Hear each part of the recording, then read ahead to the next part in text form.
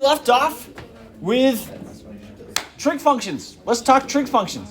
Okay, we're still talking about end behavior, and you'll notice that's what these limits are talking about again, right? We have my limit as x approaches positive infinity, and my limit as x approaches negative infinity.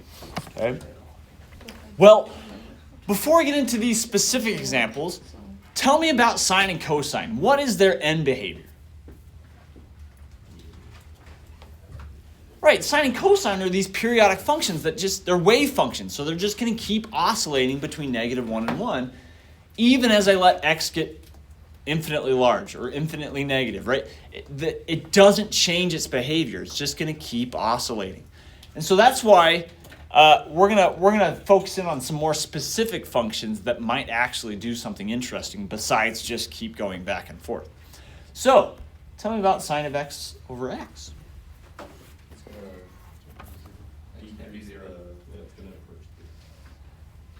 Yeah, this is gonna approach 0. Why? Because normally sine of x will just keep oscillating, but what does the over x do, Thomas? You're dividing by it, so you're decreasing the maximum height. So instead of going to 1, it's going to smaller and smaller. Right, as x gets bigger, because normally what would dividing by a constant do to your oscillation? Or the magnitude. Yeah, it would instead of stretching the magnitude, it would shrink the magnitude. That's what dividing by a number would do. So as I divide by a bigger and bigger number, that magnitude is going to be squished farther and farther.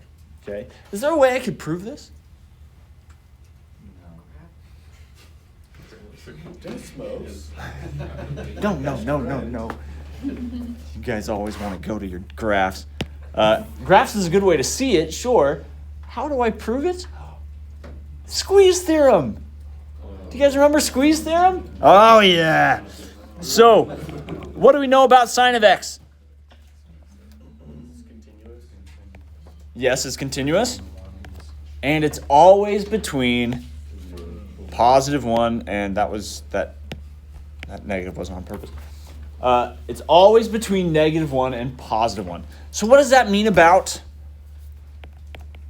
sine of x over x?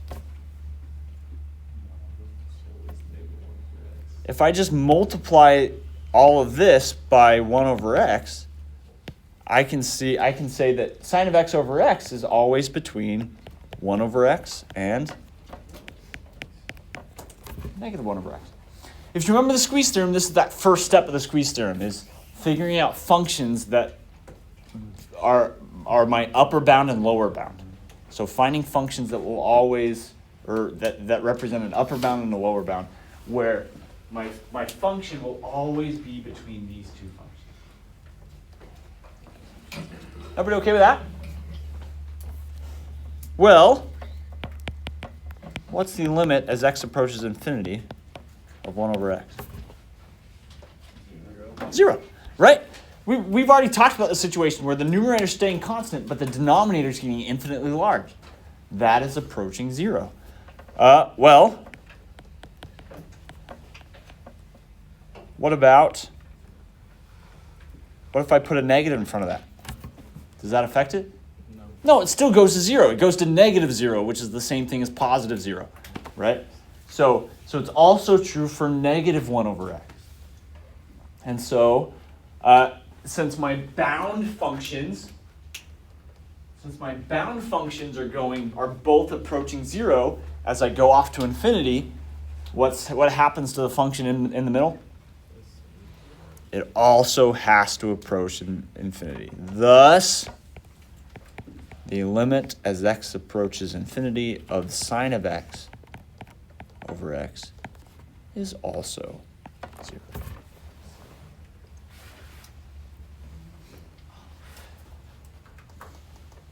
Very nice. So this is squeeze theorem. Now, how does this change if I go the other direction, if I go to negative infinity? How does this change? It's the exact same argument. Because if x is approaching negative infinity, your denominator's still getting really huge and your numerator's staying constant. So you're still approaching 0. It doesn't matter if you're going to negative infinity or positive infinity. These two boundary functions will still approach negative infinity. Or sorry, they'll still approach 0, which means the function in between will also approach 0. Let's take a look at it. Oh, Desmos. Desmos. Yeah, we're using this to fortify our knowledge and not to... we're not basing our knowledge off of graphs. We're using it to strengthen our knowledge, right? Okay, so sine of x. No, that's a bad idea, right? Right? No. I'm doing this right. Sine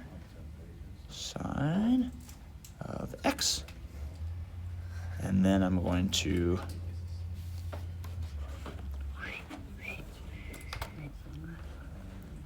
divide by x. Okay, I need to zoom in quite a bit. But notice how we see that oscillation. But as I let that oscillation go farther and farther, what's happening? It's slowly kind of squishing down to where it's almost just approaching that horizontal asymptote of 0. Very cool. Very cool. And notice it does the same thing in the opposite direction. So the same thing happens as I approach negative infinity. Okay. Cool. And just as a reminder of back in chapter 2, what's happening at this point 0, 1? Yeah.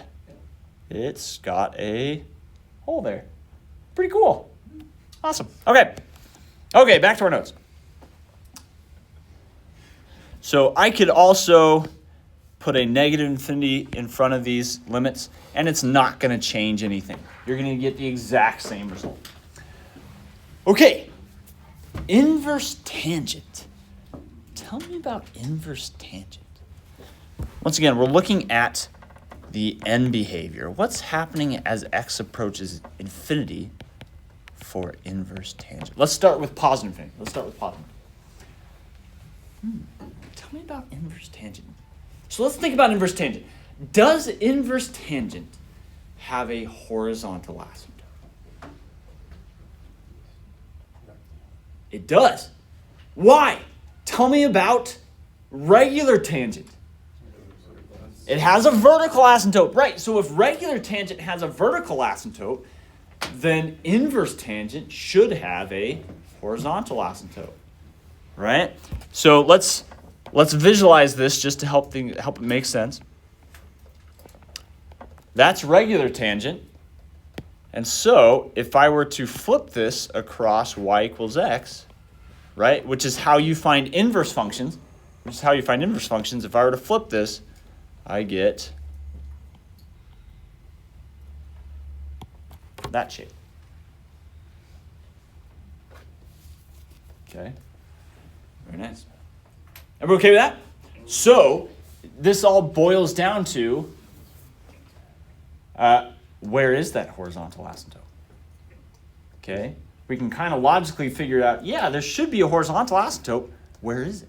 Did that pi and negative pi? Why pi and negative pi? Because that's where the original asymptotes are. What's tangent? So let's think about tangent of x. Right? Tangent of x is my inverse function, right? Is my inverse function of tangent inverse, right? What's tangent of pi? No. Tangent of pi is just 0. Tangent of pi is 0. Okay? Which means, how does that help us with inverse tangent? That means that inverse tangent of 0 is pi. Right? Am I crazy? I think I'm crazy. Yeah. No. And so we might look at that and say, hey, that doesn't make sense. Because inverse tangent of 0 is all about end behavior. And that's me asking, what's happening as x approaches infinity? Or, what happens as x approaches negative infinity?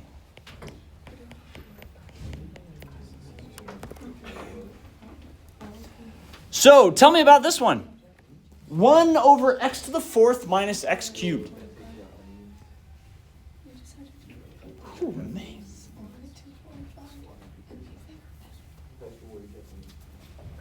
What's happening to this function as x gets infinitely large?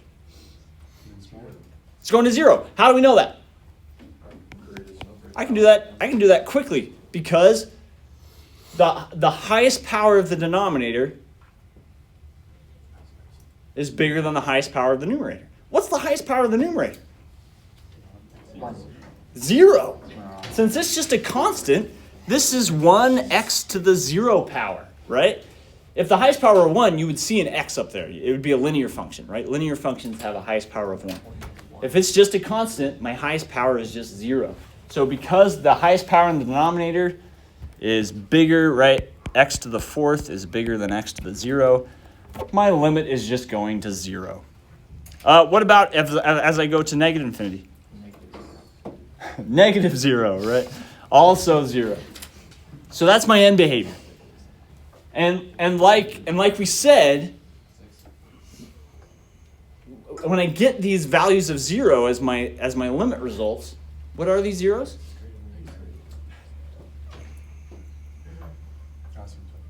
They're horizontal asymptote, which means they are y values.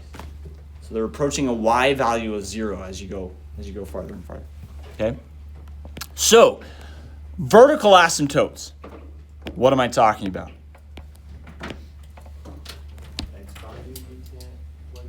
X values that I can't plug in. Discontinuities. That's really what I'm looking for. Remember, there are different types of discontinuities. So we're not looking for removable discontinuities or jump discontinuities, but take a look at my function. Am I going to have any jump discontinuities? No, it's not a piecewise function. Am I going to have any removable discontinuities? No, there's nothing in the numerator that'll cancel out with any of my discontinuities. So the only discontinuities I'm going to have are asymptotes, right, or vertical asymptotes. Okay? So and that's the case, if I'm looking for discontinuities, where am I looking for those? 0. What's 0? The denominator is equal to 0, right? That's what's going to cause my discontinuities. So I'm looking where the denominator is equal to 0. Very nice. So x to the 4th minus x cubed equals to 0. How do I solve that? Factor out. X cubed, right? And I'm left with just x cubed times x minus 1 equal to 0. I have my two different factors. So what are my discontinuities?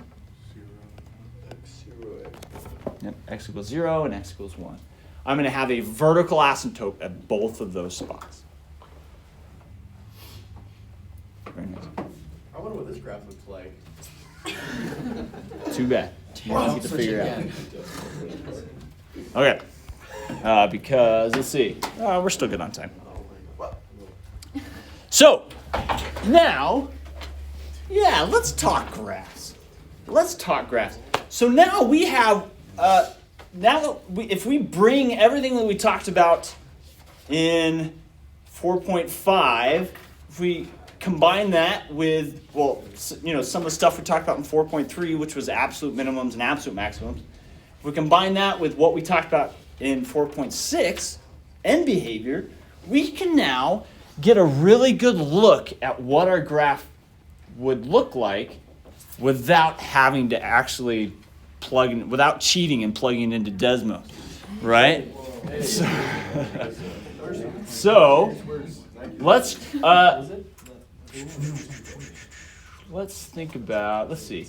We might not have time to go through both the examples, but let's see. We have this cubic function, and we also have this rational function. Let's Which one's more interesting? I will say that finding the second derivative of this is a little bit more fun. Let's just start with a simple one, and we'll do the. If we have time, we'll go through the other one. So let's do this nice simple cubic function. So let's start with just finding where the local minimums and maximums are. Actually, heck, I don't need to walk this through with you guys. You guys can do it yourself. Ready, go. So let's find each of these pieces, and then we'll sketch it. We'll sketch it when we're done and see what happens. See if we're getting something similar. Okay? Find each of these pieces, and then we'll come together to sketch it.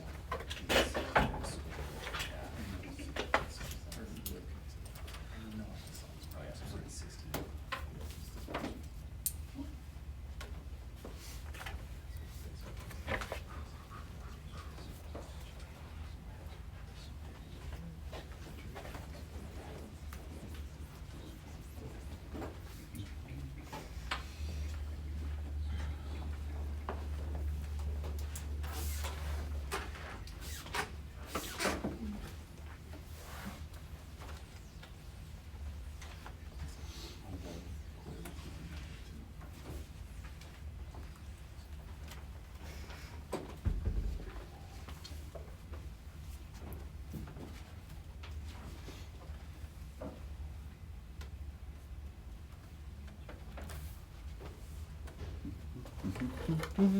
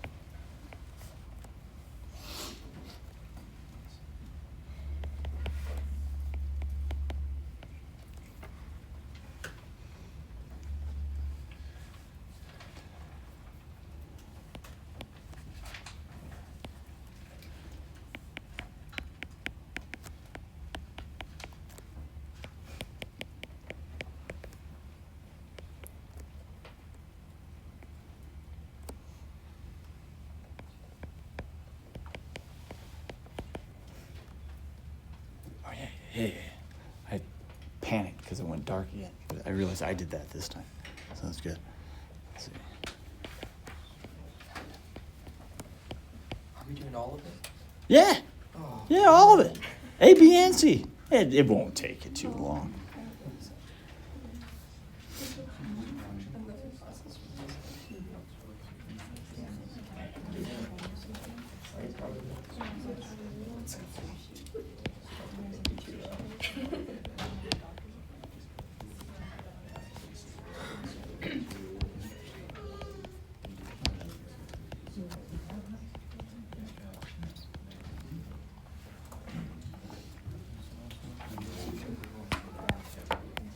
Oh no, I'm going too far.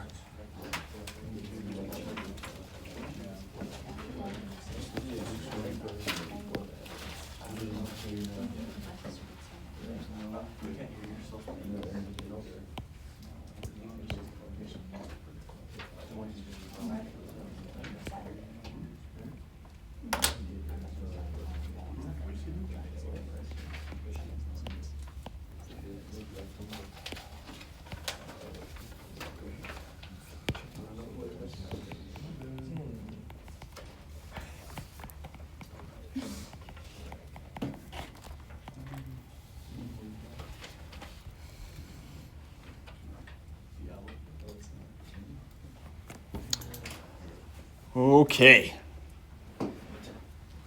I'll give you one more minute. We'll come back together at 11:40. See how far you can get here. And if you don't have time to sketch it, that's okay. We'll sketch it together. But hopefully you guys were able to find critical points and inflection points, and then if those critical points are local minimums or local maximums.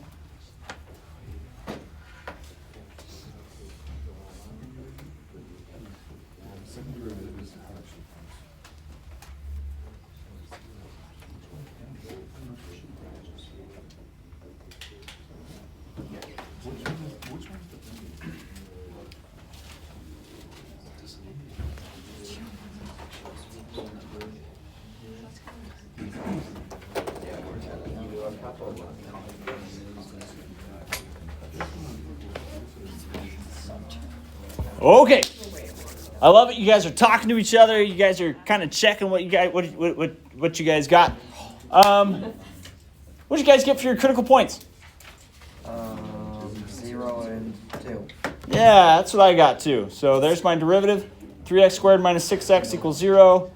You can factor that by factoring out a 3x, and so you get two different factors. You get 0 and 2. Now you'll notice I already have a conclusion that 0 is a local maximum. You guys agree? Yeah. 0 is your local maximum. 2 is your local minimum. Who did the first derivative test? Very nice. So you guys made your number line, checked your intervals. Who did the second derivative test? Yeah, notice what did I do? I started writing it and I was like, oh, I'll let them talk about it. So yeah, what's this process right here? Which test did I use? Second derivative test. I found the second derivative and then I plugged in the critical points. So this is the second derivative test. And since the second derivative was negative at 0, that means I was concave down, which means the local maximum. And then since my second derivative was positive at 2, that means I have a local minimum at x equals 2. Very nice. Why did I choose the second derivative test? Because we have to find the second derivative anyway for the inflection points. So I might as well just try the second derivative test since I have to find the second derivative. Why is it not Anyway. x equals 0 here too? Ooh, take the second derivative. I did. Do we agree with that second derivative? 6x minus 6. Set that equal to 0. What do you get? You get 1. So there's your... and so from right here, when I get to this point, I can't automatically say it's an inflection point. Remember, I have to test the concavity on either side to make sure that's an inflection point. So here's my number line. And notice what numbers I picked for each interval. The numbers that I've already plugged into the second derivative. I picked my critical points because I've already plugged them in. And I've already tested the concavity there. So at 0, if we remember, I was concave down. And at 2, I was concave up. So does the concavity switch? Absolutely. So I have an inflection point at x equals 1. Okay, now before we draw this graph, because we will draw this graph, let's talk end behavior. What's the limit as x approaches infinity of x cubed minus 3x squared plus 4?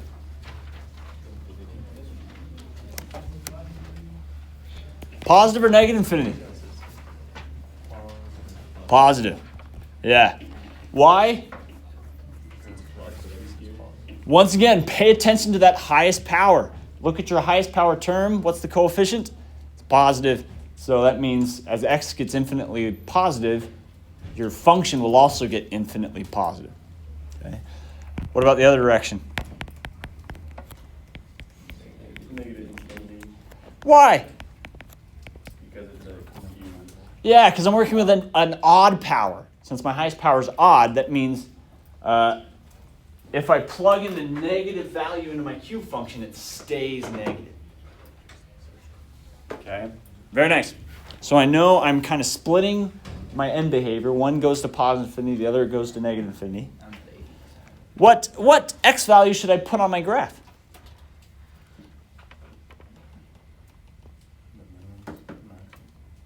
Yeah, so what x values? 0, 2, and 1. Yeah, why 1? It's my inflection point. Okay. What's my y value at 0? Yeah, that one's actually not too, that one's not hard to calculate because that's just a y-intercept. What's happening before 4? Yeah, I'm increasing from negative infinity, right? I'm increasing from negative infinity, and then I have that local max at 0, 4. What's my y value at 2? What's my y value at 2? I get 2 to the third is 8, minus 2 squared is 4, minus 12 plus 4. Oh, it's just 0. That's nice. So then I have my local minimum at 2. But as I go towards that, what happens at 1? You have a function. 1 is where I switch from concave down to concave up. So right there, that's my inflection point. That's my inflection point, where you switch from being concave down to concave up. What's happening after 2? Increasing. I'm increasing to positive infinity, and I'm staying concave up. I'm concave up from here on out. I'm increasing from here on out. And there's my sketch. Not bad.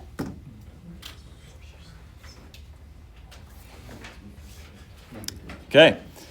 Very nice. We're not going to have time to go through either of these next 2 examples all the way. But I will go through these. Well, I think there's only just the one more example. I will go through this one. I'll fill this one out on the notes so that you guys can look at it afterwards. But there's one extra thing I need to pay attention to with this graph. What type of asymptotes? Vertical.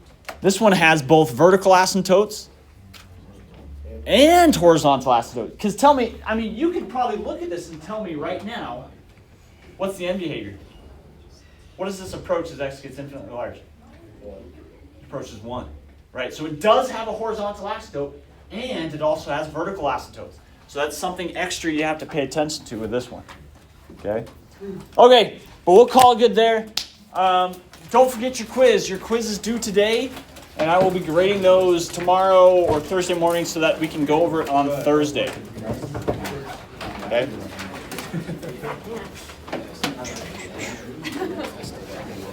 Have a great day, guys. That wasn't that bad.